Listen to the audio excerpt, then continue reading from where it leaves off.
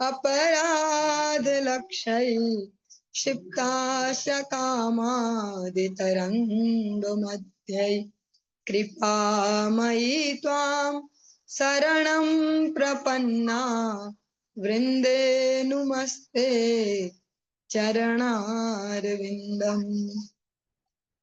जय श्री कृष्ण चैतन्य प्रभु नित्यानंदा श्री अद्वैत गदाधर शिवासादि गौर भक्त वृंद। हरे कृष्ण कृष्ण कृष्ण हरे हरे, हरे राम राम राम हरे हरे। सर्वप्रथम भगवान के अभिन्न प्रकाश विग्रह श्री गुरुपाद पद्म पूज्य पात्र दंडी स्वामी अष्टोत्तर सत्श्रीमद भक्ति विषाद विष्णु गोस्वामी गुरुदेव महाराज के पावन श्री चरण कमलों में असंख्य कोटि दंडवत ज्ञापित करते हुए उनकी अहेतु की कृपा प्रार्थना करती हूँ, वे अपनी कृपा वर्षण करें जिससे निज कर्ता अभिमान भाव को छोड़कर एकमात्र उनकी वाणी के वाक के रूप में अपना परिचय दे सकूं। परम गुरुदेव नित्य लीला कृष्ण विष्णुवाच श्रीमद भक्ति दैत माधव गोस्वामी महाराज परमेष्ठी गुरुदेव जगत गुरु भक्ति सिद्धांत सरस्वती गोस्वामी ठाकुर प्रभुपाद व समस्त गुरु परंपरा जय युक्त हूँ। सपार्श श्रीमन नित्यानंद प्रभु श्री गौर हरि वृंदावन बिहारी राधा गोपीनाथ भगवान जय युक्त हूँ। वे हम सभी पर अपनी कृपा वर्षण करें जिससे भगवान के पवित्र नाम और हरि गुरु वैष्णव सेवा में हमारी रुचि उत्पन्न हो सके।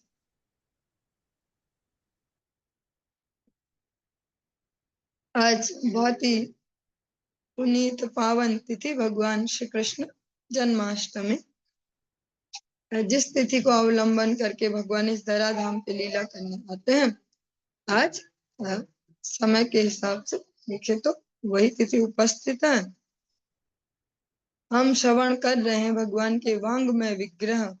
भगवान अपनी लीला संवरण करके जिस रूप में इस जगत में रह गए वो वांगमय विग्रह श्रीमद् भागवतम, उसके अंतर्गत दसम स्कंद जिसमें स्वयं श्री भगवान की मुख्य लीलाओं का संकलन है। और आज 84 वाला जो अध्याय इसको हम प्रारंभ करने जा रहे हैं।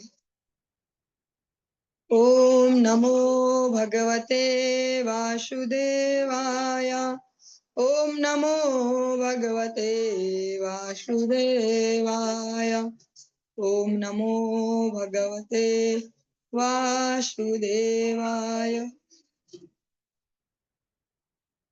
श्रीशुक उवाच कृत्वा पिता सुबल पुत्रस्य ज्ञानसेनी माधव्यथ क्षितिपत्न्या उत स्वगोप्यः।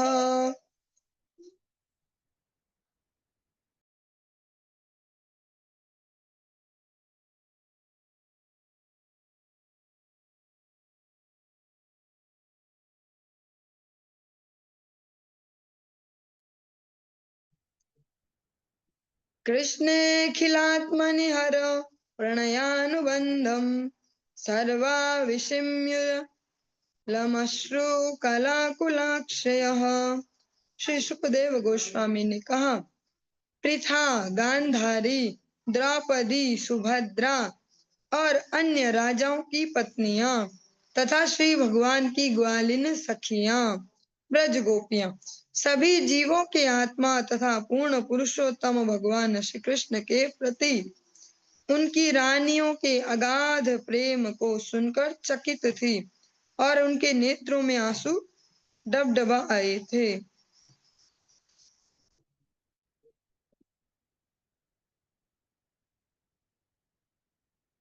जो द्रौपदी जी आदि अन्य जो ये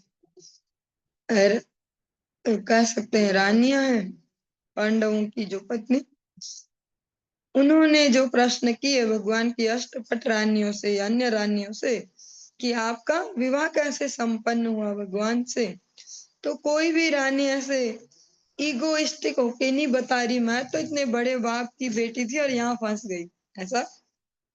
वे सभी भगवान के प्रति पूर्ण समर्पण को रखती हैं और स्पष्टतया कहती है कि हम भगवान को ही हमेशा हमेशा इनकी ही सेवा करना चाहेंगे, इनकी ही दासी बने रहना चाहेंगे। वो वहां पे बराबरी के अधिकारों की लड़ाइयां नहीं लड़ रही ऐसे सो कॉल्ड फेमिनिस्ट होके, क्योंकि जो समर्पण में आनंद है वो स्वामित्व में नहीं है। स्वयं श्रीमती राधिका रानी इसका सर्वश्रेष्ठ उदाहरण है। वे भी स्वयं भगवान है, भगवान की आह्लादनी शक्ति, पर कहीं पे भी ऐसा कुछ नहीं करते, ऐसे ही नहीं दिखाती कहीं पे भी कुछ उसको। वो हमेशा भगवान के प्रति सेवक भाव से रह के जगत जीवों को शिक्षा देती है। जो श्रीमती राधिका रानी है, भगवान आह्लादनी शक्ति, उनकी प्रमुख सेवा या कह सकते हैं प्रमुख शक्ति यही है कि जगत वासियों को भगवत सेवा सिखाती हैं। और इसको अगर हम व्यवहारिक स्तर पर समझें, जो व्यक्ति जो मनुष्य शरीर धारण किए जीवात्मा इस जगत में होंगे खूब इगोइस्टिक, विशेषतः अगर जिनको स्त्री शरीर ही भगवान ने प्रदान किया, क्योंकि जो गोपी है वो स्त्री भाव ही है। जो गोपी शब्द है वो पुरुष भी हो सकते हैं, पर भाव जो है वो स्त्री वाचक है। इसीलिए जो साधु भी हैं भले शरीर पुरुषों जैसे उनको मिले हैं, और भाव जो गोपी है वो स्त्री स्वभाव है। तो जो जिनको सच में ही भगवान ने कृपा करके दे दिया स्त्री शरीर, उनके लिए और भी इजी हो जाएगा अगर वे समझ पाएंगे शरीर की विशेषताएं। अगर वे बाहर के दुनिया से इन्फ्लुएंस ना हो कि स्त्री पुरुष एक समान, क्या है बेटा बेटी एक समान, क्या अंतर है, अब तो वो भी हवाई जहाज उड़ा रही है हम भी उड़ाते हैं, ऐसा ऐसा। क्योंकि जो मूलतः भगवान ने शरीर दिए उनके स्वभाव भी साथ में दिए हैं। भगवान की आह्लादनी शक्ति इसीलिए स्त्री शरीर में ही है, और ब्रज गोपियां भी, और भाव भी वो स्त्री भाव ही है, क्योंकि स्त्री जो भाव है उसमें ही समर्पण है, उसमें निस्वार्थ सेवा है। जो दो मुख्य लक्षण जो गुण कह सकते हैं, तो समर्पण करने सरेंडर वाला जो गुण है, और एक निस्वार्थ सेवा करना। वो वहां बनियागिरी नहीं करेंगी, मैं तो मर गई इनके लिए कर करके, इनको देखो आज से सब बंद।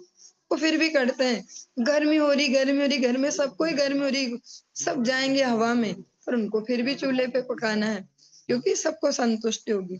तो उसमें उसके दो एंगल ऐसे देखने की, आज तक ऐसे ही होता है महिलाओं पे अत्याचार, और ये पर जो भी शील युक्त और धीर बुद्धि वाली महिलाएं हैं, महिला शरीर जिनको मिले, तो कभी ऐसे शिकायतें करते नहीं मिलेंगे, मर गए हम ऐसा करते करते। उनको और अच्छा लगता है, अच्छा बहुत गर्मी हो रही थी और खाने बैठे तो सबको टेस्टी लग रहा है तो और मांगे जा रहे हैं, और तो ऐसे नहीं बोले ए अब मत खाओ, पक गई मर गई मैं तुम्हारे लिए पका पका के। क्योंकि वो बेसिक गुण भगवान ने शरीर के साथ दिया, निस्वार्थ सेवा, बिना स्वार्थ के, और सरेंडर। तो जो शरीर जिस भी जीवात्मा को भगवान ने दिए उनका कुछ न कुछ रीजन है। जब हम इस भौतिक जगत से शिक्षा लेने जाते हैं तो फंस जाते हैं, या ऐसा ऐसा बताया जाएगा, ऐसा है वैसा है वैसा है। जब हम आध्यात्मिक जो शिक्षा उसके द्वारा इन शरीरों की विशेषताएं समझेंगे तो आनंद आ जाएगा, उसको हम सही से यूटिलाइज कर पाएंगे। मुझे पुरुष शरीर मिला, मैं क्या क्या कर सकता हूँ इस शरीर से, ठाकुर जी के लिए, गुरुदेव के लिए, वैष्णव के लिए। मुझे ना स्त्री शरीर मिला, मैं क्या क्या कर सकते हैं इस शरीर से। बेसिकली सभी जीवात्माएं हैं, पर जो हमें दिए गए शरीर हैं, वर्ण है, आश्रम है, उनकी भी एक विशेषता है। श्रीमती राधिका रानी विशेषता स्त्री स्वरूप है, उसमें कैसे हम भगवान की कैसे वो सेवा कर सकते हैं, सब उसको सिखाते हैं। उसके गुरु हैं, गुरु तत्व हैं वो, गुरु वैष्णव भगवान, राधा रानी हो, बलराम जी हो, ये गुरु तत्व में आते हैं जो हमें शिक्षा देते हैं। हाँ, हम जो चर्चा कर रहे थे कि इगोइस्टिक, अगर हम कोई अगर इस भौतिक जगत के व्यवहार में भी इगोइस्टिक ऐसे हो और शरीर भी स्त्री शरीर है, तो उसका जीवन भी हमेशा क्लेश पूर्ण रहेगा, वहां भी खटपट खटपट हल्ला गुल्ला ही चलते रहेगा।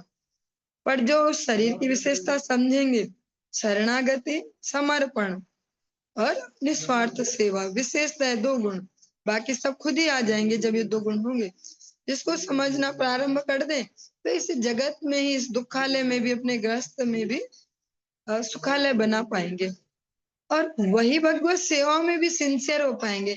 ऐसा तो आज तक एक एग्जाम्पल नहीं है इतिहास में कि महिला शरीर था और बहुत क्लेशी महिला थी, कलेशी जिनको बोलते हैं, क्लेश का ऐसे करने वाली, वो बड़ी भगवत भक्त है, ऐसा भी कहीं नहीं है, ऐसा कोई उदाहरण नहीं है। जिनके भी नाम सुनते हैं, स्वयं भगवान श्री रामचंद्र की शक्ति सीता देवी, उनका सबसे बड़ा एग्जाम्पल दिया जाता है। इतने बड़े बाप की बेटी, उनसे बड़े बाप की बेटी तो कोई नहीं है आज तक, जैसा कहते हैं आज तक पापा की परी, ऐसा आजकल डायलॉग चलते हैं नए बच्चों के, तो उनके जैसी तो कोई नहीं थी पापा की परी की, इतने बड़े लेवल पे ज्ञानी भी और धनी भी और यशस्वी भी। उनके जो पिता हैं वे विदेहराज जनक महाराज, वैसा तो आज तक किसी का ही बाप नहीं हुआ जो वहां धौंस दिखाए, इतने बड़े बाप की बेटी।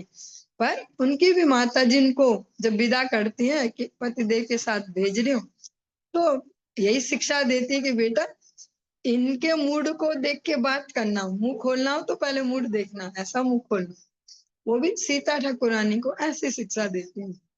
सुनने में तो थोड़ा ऐसे ही लगता है बैकवर्ड सा बैकवर्ड, पर वास्तव में देखें तो जितना स्वच्छंदता प्रवेश कर रही है जीवनों में सबके, उतने क्लेशमय जीवन है। पदार्थ तो बहुत बढ़ गए, सबके पास ही बहुत पैसे आ गए, हर साल नया टीवी बदल सकते हैं, फ्रिज का नया मॉडल, वॉशिंग मशीन का नया मॉडल, प्रेस ये वाली फेंको नई वाली आ गई, ऐसा ऐसा।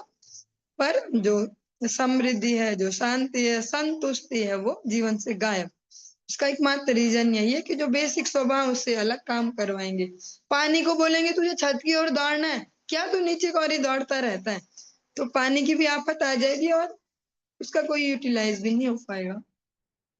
तो जो वास्तविक जो हमें स्वरूप दिए हैं उनको सूक्ष्मता से समझ पाए। हाँ, आफत तो आएगी, इसमें बहुत जान खपेगी, क्योंकि जन्मों जन्मों से जो अभिमान संचित किया उसको चोट लगेगी, तो आफत तो बहुत आएगी। कैसे हम अब नीचे होके सोचे कि भैया तुम ही सब कुछ ऐसे, पर जो उसको उस आफत को सहेंगे तो उसको ही कलयुग में तपस्या कहेंगे। कलयुग में वो तपस्याएं नहीं है सालों साल एक जगह खड़े होके जपो मंत्र ऐसे, कलयुग में तपस्या यही है जो हमारे मन है, बुद्धि है, इंद्रियां हैं, इनको थोड़ा संयमित वे में तो चला पाए, वरना ये हमेशा हमें हमारे विनाश की ओर ही ले जाएंगे। इनकी फाइनल डेस्टिनी क्या है? विनाश। जहां भी स्वच्छंदता देख रहे हैं वहां फाइनल क्या है? संबंध विच्छेद। भले 60 साल में होगा पर डिवोर्स होना जरूरी है। अब नहीं झेला जाएगा, बहुत हो गए, 20-25 साल हो गए, 30 साल हो गए, झेल, अब जाओ ऐसे। तो उसको हम आध्यात्मिक शिक्षा को हम तभी ले पाएंगे जब भौतिक जगत के भी सदाचार हमें आते होंगे। ऐसा कैसे होगा कि हम यहाँ के छोटे छोटे लेवल को ही पचा नहीं पा रहे और मन में अभिलाषा करे ब्रज गोपियों की अष्ट सखिन में कोटि गोपिन में और उन्हों की दासी दासी में कहीं लिख ली जो मेरा नाम, वहां लिख दो मेरा नाम सीधे। यहाँ वालों से तो मेरी पटती नहीं है, यहाँ वालों को मैं खपा नहीं पा रही, पचा नहीं पा रही, सीधे वहां लिख दो मेरा नाम। राधा रानी के नीचे सीधे बस दूसरा नंबर मेरा ही हो जाए। जैसे अनेक अनेक वो हिंदी फिल्मों में भी कहीं ऐसे सो कॉल्ड भजन टाइप चलते हैं, ऐसे कि राधा मीरा फिर मैं ही हूँ शायद तीसरी ऐसे। पर सूक्ष्मता में भक्ति राज्य जो वास्तविक भक्ति है, और स्पेशली हम को भगवान ने जहाँ कृपा की है, गौड़ीय वैष्णव भक्ति, सदाचार वहां सबसे इम्पोर्टेंट है। तभी हम उस हाई लेवल को कुछ कुछ पचाने लायक बन पाएंगे। हम यही कहीं नहीं पचा पा रहे कि कल ही तो झगड़ा हुआ था इस व्यक्ति से, आज ही कैसे बोल दो कि मैं ही हूँ नीचे और तुम ऊपर। तो छोटे छोटे ऐसे जो ईगो है, हमारे अहंकार, यहाँ मैनेज कर पाएंगे अगर अपने अहंकारों को, तब भगवत सेवा लायक बनेंगे। भगवान की सेवा इतनी छोटी थोड़ी ना कोई मुंह उठाए और हम पहुंच जाए, इस जगत में भी नहीं है। यहाँ भी एक छोटी सी जॉब चाहिए आपको, 5-6 हजार की जॉब चाहिए, अभी 50,000 नहीं बोल रहे, 5-6 हजार की भी जॉब चाहिए, उसके लिए भी इतने सारे खड़े हैं लाइन में, मारा मारी है, और आपकी क्या योग्यता है ये बताओ वो बताओ।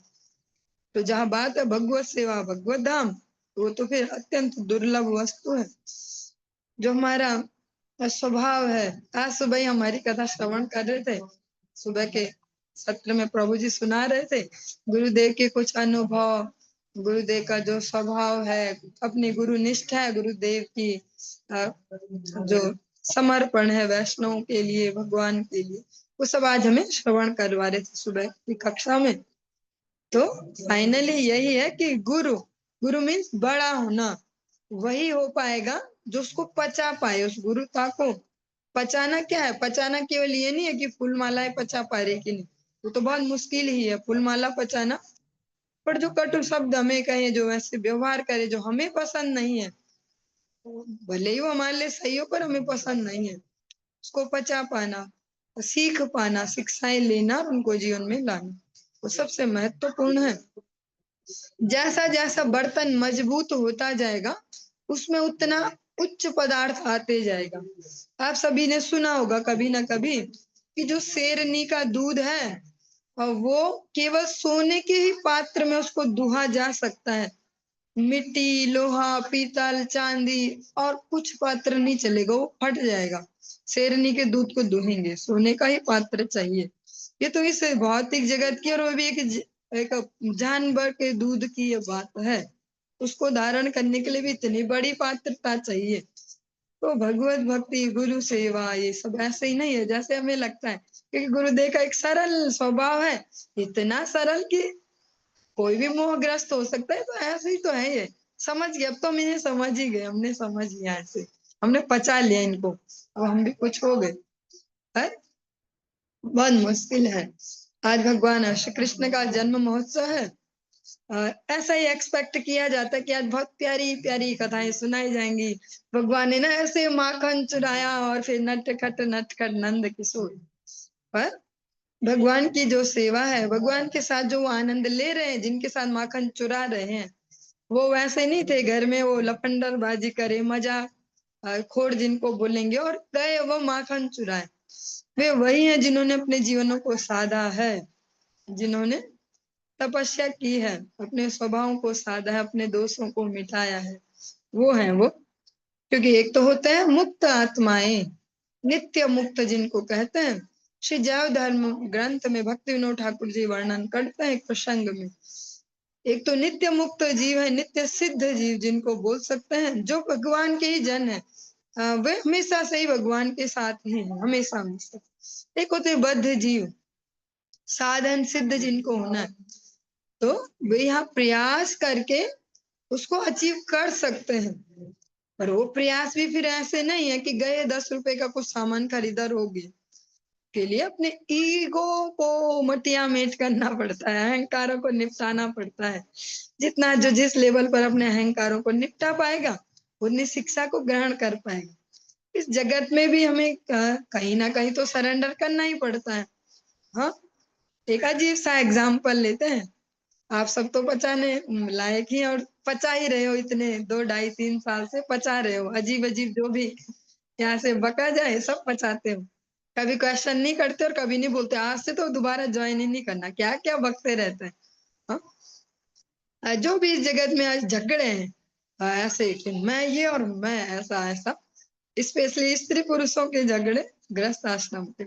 अब बेस उसमें ईगो है कि भैया हम भी तो जॉब कर रहे हैं, हम भी पढ़े लिखे, हम में भी ये योग्यता है, तो क्या बराबर, तुम भी पकाओ हम भी पकाए, तुम भी झाड़ू मारो हम भी झाड़ू मारे। पर जो वो ईगो है, जहां से वो आ रहा है, अगर सेंसिटिविटी से, बहुत संवेदनशीलता से समझे, जिन वो पैसों की धौंस है, जिन वो पदों की धौंस है, उसके ऊपर भी कोई बैठा है हमारे सर पे, वहां भी हमने कहीं ना कहीं सरेंडर किया है, समय बेचा है किसी को रोज का, किसी को अपना ईगो बेचा है रोज का, तब वो पैसे मिल रहे जिससे हम नीचे धौंस दिखा पाएंगे। क्योंकि आज का समय प्रैक्टिकल है, हमें प्रैक्टिकल लेवल पे बात करनी होगी। और इससे अच्छा समय कब होगा? आनंद उत्सव भगवान का, जब भगवान जन्म लेंगे। तो भगवान जन्म कहाँ लेंगे वो भी तो समझना पड़ेगा। हाँ, यशोदा, यशोदा के गर्भ से जन्म लेंगे, तो देती हो दूसरों को यश, यशोलानी, मुझे दो सब यश, मुझे दो सब यश, जो यशोदा यश देती हैं। इस जगत के जो भी अभिमान है, अगर हम गुरु वैष्णव अनुगत्य में चलेंगे, तो आज अभी पहला ही श्लोक है, अभी आगे बढ़ेंगे। अगर हम गुरु वैष्णव अनुगत्य में चलेंगे तब सूक्ष्म बुद्धि उदित होगी। बुद्धि लोकल भाषा में बोले तो बारीक बुद्धि हो पाएगी, मोटी बुद्धि थोड़ा पतली होगी। जैसे इस जगत में बोल रहे हैं ना, वजन घटाओ तो कीमत बढ़ेगी। भैया जिनके स्लिम ट्रिम बॉडी उनकी ज्यादा कीमत है। ऐसे तो आध्यात्मिक जगत में भी ऐसा है, जिनकी स्लिम ट्रिम बुद्धि है उनका उनकी ज्यादा कीमत है। तो वो मोटी बुद्धि बारीक होती है पूर्व वैष्णव अनुगत्य से। उनकी एक तो वाणी सेवा, उनकी वाणी श्रवण करे और फिर तत्त कर्म प्रवर्तनात् उस पे चले। प्रत्यक्षावगमम धर्म्यम को प्रैक्टिकल करें। क्या ऐसा सच में होता है या ऐसे ही फेंकते रहते हैं? ये बड़ी बड़ी बातें फेंकते रहते हैं, बस ऐसे ही समर्पण ये वो। तो उसको अपने जीवन में अप्लाई करेंगे और समझ पाएंगे रिजल्ट को। हाँ, अगर गुरु वैष्णवानुगत्य में चलेंगे तो समस्या की जड़ पकड़ पाएंगे, जो जन्म मरण का चक्कर है। सारा चक्कर ही है ईगो पे। अभिमान कैसे कैसे हमारे सारे अभिमानी तो है कि मैं मनुष्य, फिर मैं स्त्री पुरुष, मैं थर्ड जेंडर, उसमें भी मैं इस घर में पैदा हुआ, मेरी ऐसी शिक्षा, मेरा ये एक एक करके अभिमानों के आवरण बढ़ाए चढ़ाए। फिर उससे जो वास्तविक स्वरूप था वो गायब ही हो गया। हाँ, जल था, उसमें दूध मिलाया, उसमें क्रीम मिलाई, उसमें ये मिलाया, उसमें केमिकल मिलाया, क्या का क्या। अब बोल दो वनीला आइसक्रीम और अब बोल दो कि ऐसी वो और चॉकलेट आइसक्रीम और जो तो बेचारा पानी ही गायब हो गया जो बेसिक था। आज वो अलग ईगो चल रही, तो वनीला फ्लेवर है और इसमें तो काजू बादाम भी डले और ये इस कंपनी का और उस कंपनी का, और बेसिक तो जल है। ऐसे हमारा बेसिक स्वरूप है दास होना। सेवा ही हमारा बेसिक धर्म है। और इस जगत में जो माने इतने इतने अहंकार पाले, उनसे बहुत मुश्किल है सेवा कर पाना। हाँ, जन्माष्टमी तिथि है। हाँ, हम आराम से ऑनलाइन सब सुन रहे हैं और बाहर हो रही धड़ाधड़ बारिश, क्योंकि जन्माष्टमी तो बारिश होनी होनी है। चलो यहाँ से अब दूसरी डायरेक्शन में चलते हैं, इसमें ही आगे बढ़ेंगे। अभी हमने जो सुबह सुबह सुना है वो आपको सुना रही हूँ, क्योंकि आप लाभ नहीं ले पाए कि भगवान श्री कृष्ण भैया रात में क्यों आए। राम जी दिन में आए, महाप्रभु शाम को आ गए, राधा रानी तो बिल्कुल ही सुबह सुबह ही आ गई। ये ठाकुर जी को क्या मची, रात के 12 बजे आएंगे ये। जब हम सोचते कि यार ये तो भूतों वाला टाइम हो गया, बाहर नहीं निकलना, ऐसा नहीं करना, वैसा, भगवान को क्या जरूरत पड़ी रात 12 बजे आए। और मौसम भी सबसे बेकार हमारी भाषा में, बारिश, इतना पानी, कुछ काम धंधा ना हो पाए, कुछ ना कर पाए आदमी, मजा ना ले पाए। ऐसा ऐसा ऐसा क्यों? क्योंकि कृष्णस्तु भगवान स्वयं, जो भगवान श्री कृष्ण है वे सर्वोपरि है। और भैया सर्वोपरि तक पहुंचने के रास्ते कठिन ही है। भगवान भी चेक कर रहे हैं कि देखते हैं बेटा रात के 12 बजे तक कौन तुम उठे हो और किसमें उत्साह बचा है, और कौन ये बारिश और ऐसा वैसा और ये प्रतिकूलताओं को पार कौन करे। इसीलिए केवल वो एक ही दिन नहीं आई बारिश कि जब वसुदेव जी ले जा रहे हैं, वो हर साल ही आ रही है, हर ब्रह्मांड में आ रही है, हर ब्रह्मांड के हर देश में, हर जगह जहाँ जन्माष्टमी है वहां वो बारिश आ रही है। सबको तंग करके रखा है भगवान ने। देखते कैसे प्रोग्राम करते हो तुम सब, और देखते तुम जाते कैसे प्रोग्राम में। तो इसको एक तो हो गया कि शायद ये बातें बना रहे हैं ऐसे, पर एक अगर आध्यात्मिक दृष्टिकोण से समझे, भगवान भी परीक्षाएं लेते हैं। भगवान की अगर इस जगत में माता पिता देखें, कोई स्कूल में अगर टीचर देखें, सभी तो परीक्षा लेते हैं। माता पिता भी बोलते हैं कि कहने सुनने से बाहर है तो सीधे अखबार में निकाल दो, कहने सुनने से बाहर है प्रॉपर्टी से बेदखल। ये बहुत छोटा सा एग्जाम्पल है इस जगत का, जो हमारे लिए बहुत बड़ा है इस जगत में, कि भैया अगर इन्होंने हमें भगा दिया तो क्या होगा, करोड़ों का हिसाब किताब था, अब हमारा क्या होगा। तो जो श्री भगवान है, अखिल कोटि ब्रह्मांड नायक, जिनके जो हमारे शरीर में एक एक ये बाल है, ये रोए, हाँ, उनके एक एक रोए में अखंड असंख्य असंख्य ब्रह्मांड लटक रहे हैं और उनको कष्ट भी नहीं हो रहा। ऐसे श्री भगवान को अगर हम उपलब्ध करने का विचार कर रहे हैं तो क्या ऐसे हो जाएगा हलवा जैसा, जैसे खा लो, जैसा आप लोग कीर्तन में सुनते हो। क्या है वो, अभी लाइन याद भी नहीं आ रही। ये वृंदावन की लीला मत समझो गुड़ को चीला, या मेरे ऋषि मुनि गए हार, रथे जा राधे राधे। ये ठाकुर जी हैं ये। हमें ये समझना ही पड़ेगा कि हम गलत जगह एडमिशन ले लिया हमने। ये कृष्णस्तु भगवान स्वयं है। तो ये आनंद भी इतना देते जितना कोई नहीं दे सकता, और वो है भी। जो वास्तविकता में भगवान श्री कृष्ण की भक्ति में आए गुरु वैष्णव अनुगत्य में, उनके जैसा खुश भी कोई नहीं है। हाँ, अंतर तक वो प्रसन्न नहीं रहते, कितनी बड़ी बड़ी घटनाएं हो जाए, आनंद खत्म नहीं होता है। शोक मोह उन्हें ज्यादा समय तक परेशान नहीं कर पाते। तो जब भगवान इस लेवल का आनंद दे रहे तो कीमत भी तो लेंगे। और कीमत क्या है? कीमत है ही नहीं कुछ। कीमत यही है कि बेटा जो फॉल्स ईगो पाल रखे इतने बड़े बड़े बड़े बड़े, सब किनारे धरो, तब आओ यहाँ। मेरे सामने क्या ईगो है? गुरु वैष्णव के सामने क्या ईगो है?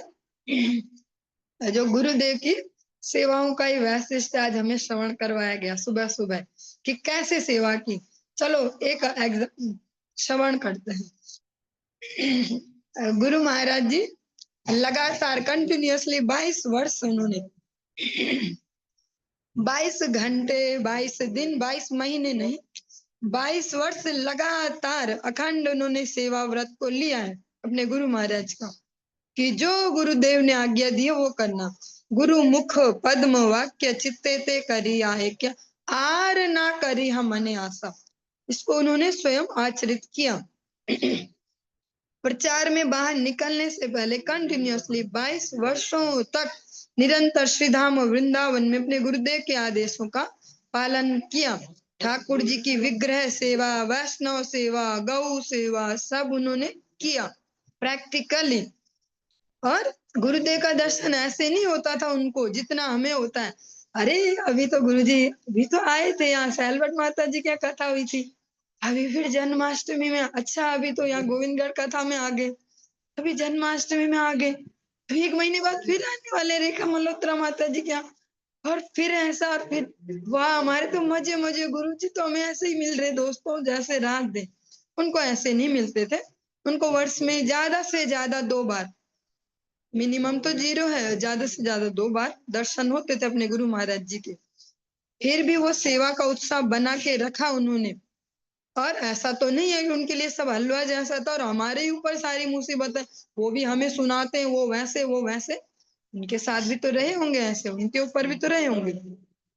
अपने श्रेष्ठ जनों का अनुशासन पालन करना, उसमें सेवा भी करना, और सब कार्यों को, इसमें जो बड़ी विशेषता है, जैसे हमारा तो मन पंछी उड़ता रहता, जैसे वो कीर्तन भी बना दिया से, मेरा मन पंछी बोले उड़ वृंदावन जाऊं, ऐसा गुरुदेव वृंदावन में ही रहते हुए। हाँ, आज प्रभु जी सुना रहे थे कि कोई संत सुना रहे थे कहीं गुरुदेव की महिमा में, 22 वर्ष लगातार वृंदावन के सेंटर पॉइंट पे, मेन जो हाईवे वो समझो मेन है वो, वहां पे चैतन्य गौड़ी में वहां रहते हुए कभी बरसाना नहीं गए वो हमारे जैसे, वाह बरसाना राधा रानी ऐसे। कभी नंदगांव नहीं गए वो, हम भी चढ़े वहां पे, और वहां तो ऐसे मोटी मिश्री मिलती है प्रसाद में, वो नहीं गए कहीं भी, गोकुल नहीं गए। क्यों? क्योंकि गुरु मुख पद्म वाक्य चित्ते ते करी आए क्या, आर ना करी हम मने आशा। तो मैं आपको ऐसा नहीं बोल रही आप भी जाना बंद कर दो, क्योंकि हमारी तो वैसे भी सेवा वृत्ति नहीं है ना, हमारे लिए तो आवश्यक है जाना, जाए थोड़ा एनर्जी लेके आए, एक्साइटेड होके आए, तो यहाँ कुछ लगाए जो धीरे धीरे, जैसे जो सेंसिटिव भक्ति है वास्तव में उसमें आगे बढ़ना है तो समझना पड़ेगा। जगत गुरु भक्ति सिद्धांत सरस्वती गोस्वामी ठाकुर प्रभुपाद, जो इस जगत में इस धारा को प्रैक्टिकली जिन्होंने प्रवाहित किया है, जिनके द्वारा प्रवाहित होती रहेगी, उनका स्पष्ट मैसेज है कि भैया अगर गुरु आज्ञा छोड़ के और तुम अपने इंद्रिय तर्पण के लिए, अपने मनोरंजन के लिए धाम यात्रा भी करते हो, तो वो भी केवल मेहनत ही होगी, गधे जैसी, कि गए पैसा लगाया टाइम लगाया पैर थकाए, घूमो इस मंदिर उस मंदिर, वो तो शायद आज वैसे हाई डोज अति हो रहा, पर इसमें मेरी भी गलती नहीं है, मैं तो एक माइक हूँ ना। ऐसा तो नहीं कि मेरे दिमाग में कुछ प्लानिंग है, कल बैठ बैठ के मैंने लिखा था और सुबह की कक्षा में ऐसा बोलूंगे, लोग बोलेंगे वाह माता जी वाह।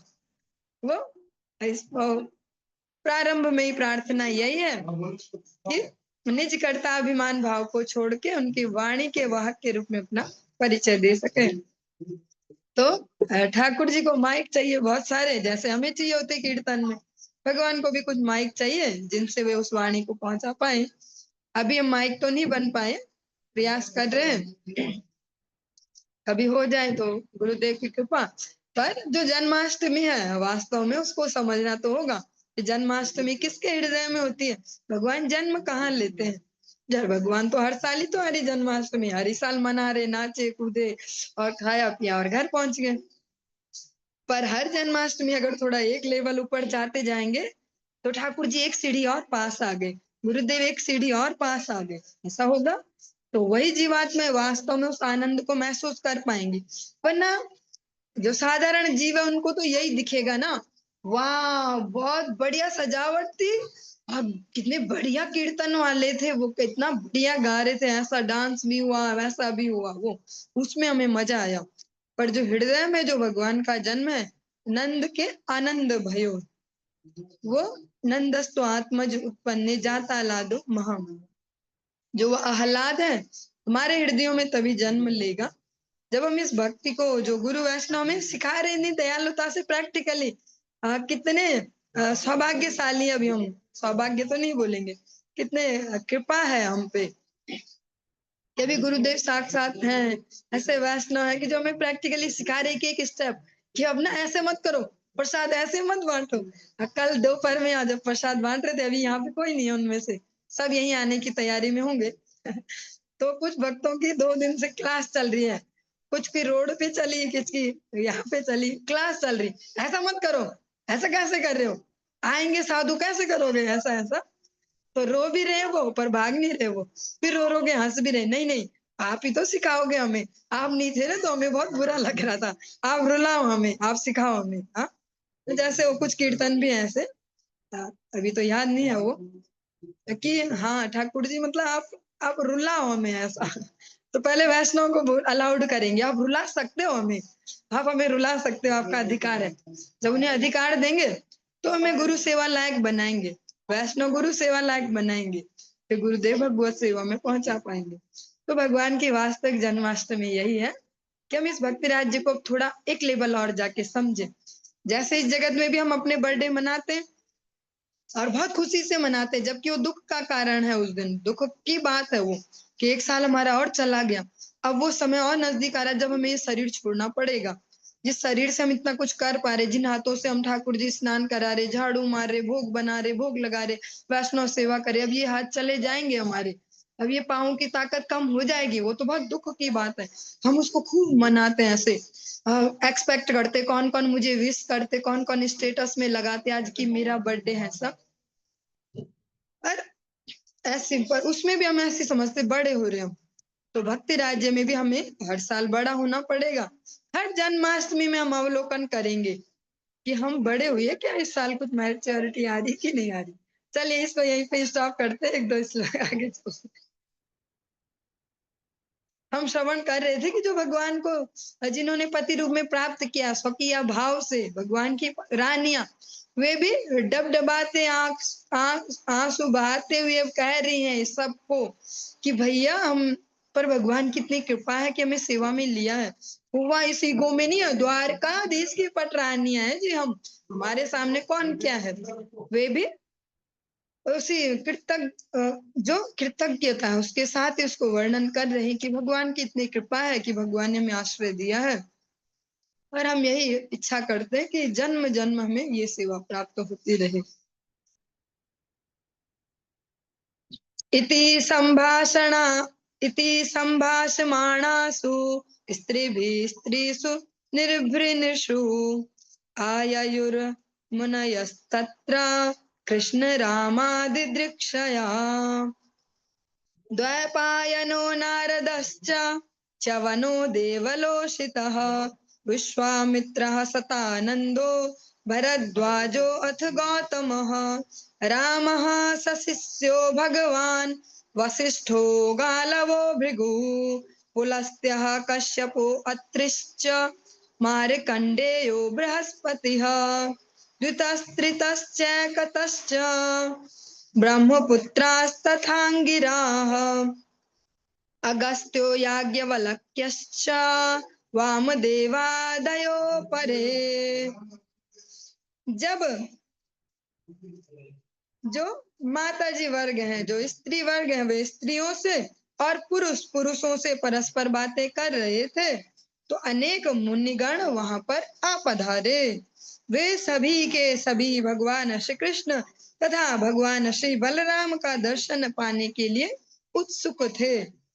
इनमें द्वैपायन, नारद, च्यवन, देवल तथा असित, विश्वामित्र, सतानंद, भरद्वाज तथा गौतम, भगवान परशुराम तथा उनके शिष्य वशिष्ठ, गालव, भृगु, पुलस्त्य तथा कश्यप, अत्रि, मार्कंडेय तथा बृहस्पति, द्वित, त्रित, एकत तथा चारों कुमार जो सनकादि कुमार हैं, सनक, सनंदन, सनातन, सनत कुमार एवं अंगिरा, अगस्त्य, याज्ञवल्क्य तथा वामदेव सम्मिलित थे। ये प्रमुख प्रमुख ऋषि मुनियों के नाम बता दिए थे, तो वो बहुत सारे नाम, मुख्य मुख्य नाम, वे सब भी वहां पधारे हैं जहाँ सूर्य ग्रहण के स्नान के लिए सब एकत्रित हुए हैं। तान दृष्ट्वा सहसोत्थाय प्रागासीना निपादयः पांडवाः कृष्ण रामौ च प्रणेमुर्विश्ववन्दितान्। जो ही उन्होंने मुनियों को आते देखा, सारे राजा तथा अन्य लोग जो वहां बैठे थे तुरंत उठ खड़े हुए, जिनमें पांचों पांडव तथा भगवान श्री कृष्ण तथा श्री बलराम भी थे। तब सबने ब्रह्मांड में वंदनीय उन सारे मुनियों को प्रणाम किया।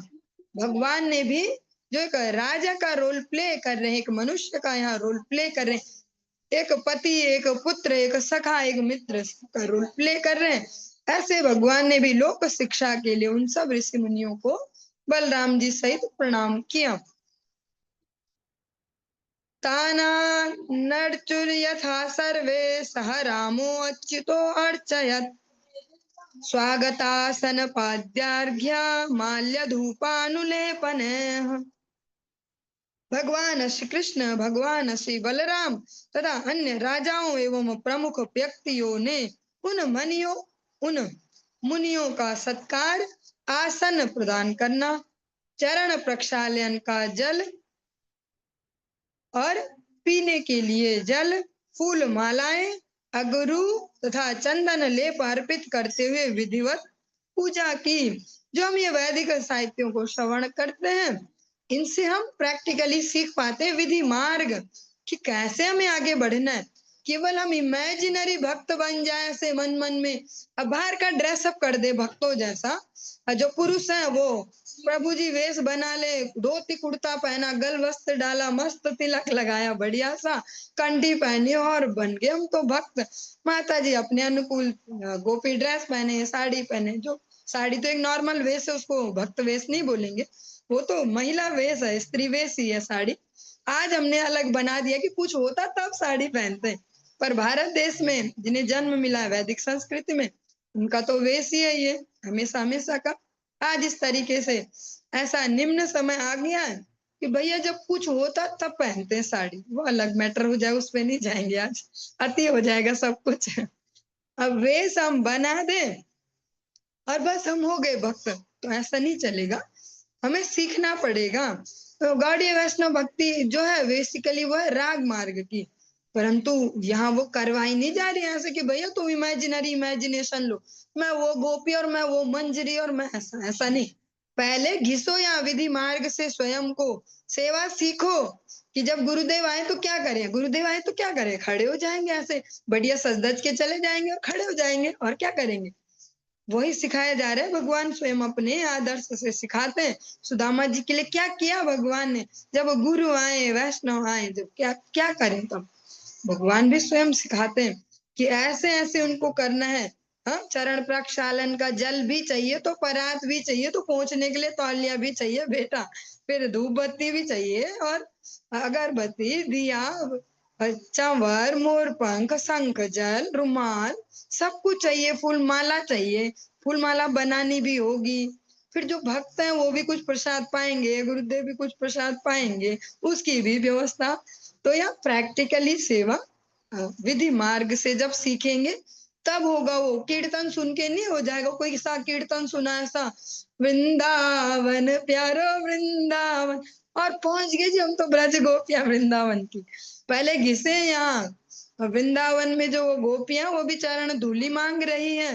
भगवान की जो ये 16,108 जो ऐसी जो स्त्री देहधारी है, जिनको भगवान ने स्वयं की पत्नी होने का सौभाग्य दिया है, वे भी चरण धूली ही मांग रही है। वो इमेजिनरी नहीं मांग रही है ऐसा ऐसा कुछ ऐसे नाचते घूमते रहे। वे भी वही मांग रहे कि प्रैक्टिकली आपकी प्रसन्नता कैसे हो, हम वो देखें।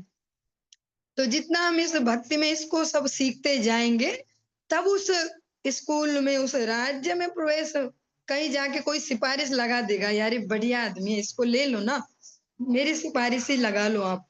ऐसे वहां डायरेक्ट वो नहीं, हमने यहाँ वेश सजार बन गए, हम भी गोपर गोपी और पहुंच गए वहां सीधे गोकुल धाम गोलोक में।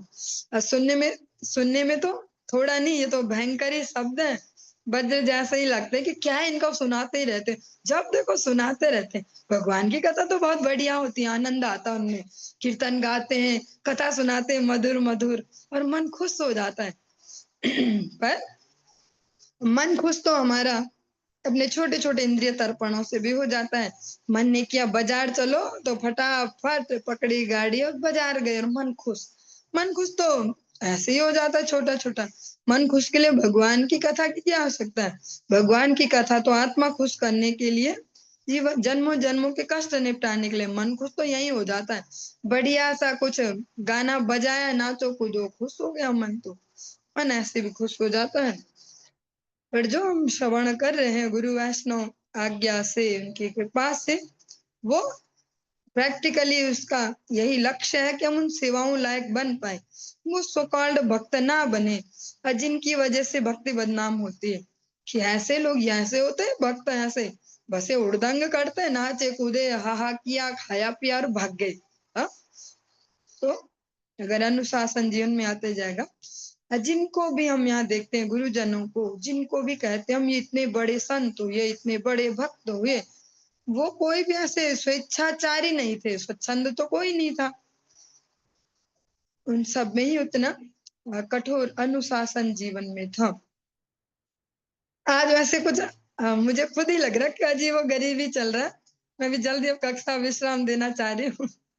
पर पता है जो ही हो, ठाकुर जी की मर्जी, ऐसे ही कहेंगे, क्योंकि अपना जोड़ तो है नहीं कि प्लानिंग करके आए और ऐसा ऐसा बको यहाँ पे कि भैया सुनने वाले मिले, बकते जाओ जो ही मर्जी। पर जितना हमारे जीवन में ये भक्ति का अनुशासन आते जाएगा, जितना सेंसिटिवली हम सेवा सीख पाएंगे।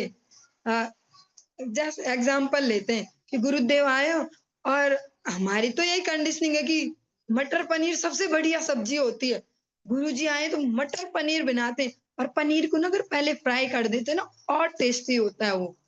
पर क्या वो गुरु सेवा हो पाएगी? वो फ्राइड और वो मस्त सा मटर पनीर गुरु जी को देंगे तो वो क्या गुरु सेवा होगी, या वो गुरु अपराध हो जाएगा वो? तो यही सूक्ष्मता है सेवा की। अगर सूक्ष्मता सीखते जाएंगे तो हमेशा प्रसन्न रहेंगे, सर पे कितने ही बोझे हो और कितने ही जो भी हो लोड हो, प्रसन्न रह पाएंगे हमेशा जब सेवा सीखेंगे। सेवा वैशिष्ट ही गौड़ीय वैष्णव भक्ति का आधार है, स्वच्छंदता नहीं। जितना हम ये दो शब्दों को सीखते जाए, स्वच्छंदता और सेवा वैशिष्ट, दो शब्दों को जितना हम समझते जाएंगे, ये भौतिक जीवन भी बहुत सरल होते जाएंगे। बहुत बड़े क्विंटलों क्विंटलों के बोझे दिमाग से निकलते जाएंगे, सरल जीवन हो जाएगा। तब होगा वो वास्तव में जो हम बोलते हैं, व्यास भरोसे कुंवर के सोवत पैर पसार। तब होगा वो, वैसा नहीं होगा इग्नोर करके सोरे ठाठ से तब पैर पसार। जब सेवा करना वैशिष्ट आए जीवन में, और भगवान के प्रति समर्पण, दृढ़ विश्वास, तो तभी वो आनंद आ पाएगा। अब जन्माष्टमी है, भाना बारिश हो रही है, तो कोई तो देखेगा नहीं इतनी भीड़ भाड़ में कौन आया कौन नहीं आया। तो ऐसा करते, घर पे भी तो हमारे पास है ही ठाकुर जी, अपने ही घर में अच्छे से करते हैं, और हो गई जन्माष्टमी। तो वो समझना होगा कि ये यथाम हम प्रपद्यन्ते, सबसे बड़े बनिया के यहाँ गलती से आ चुके हैं, जो बहुत सूक्ष्मता से हिसाब लगाता है। और भगवान का हिसाब तो बड़े बड़े ऋषि मुनि भी नहीं समझ सकते। जगत में जिन्हें बहुत बड़ा बड़ा समझा जाता था, भगवान के सामने उनकी कोई गिनती नहीं है। जिनको बहुत दीनहीन पतित ऐसे सबरी, क्या है ये सबरी?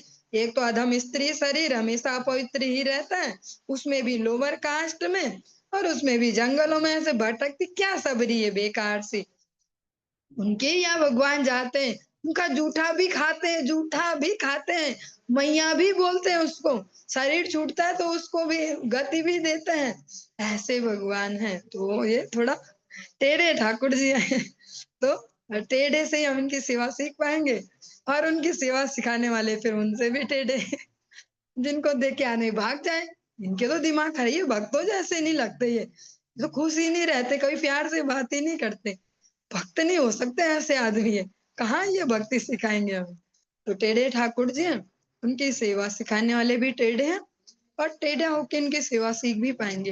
अगर हम सोचेंगे सब नॉर्मली चले हमारे जीवन में, जैसे देखो हमारे पड़ोसियों का कितना बढ़िया लाइफ है, हाँ, सब सेट है, इनकम सोर्स सेट है, गाड़ियां हैं, घर है, जो चाहे कर सकते हैं अच्छे से, और मस्त है उनकी लाइफ।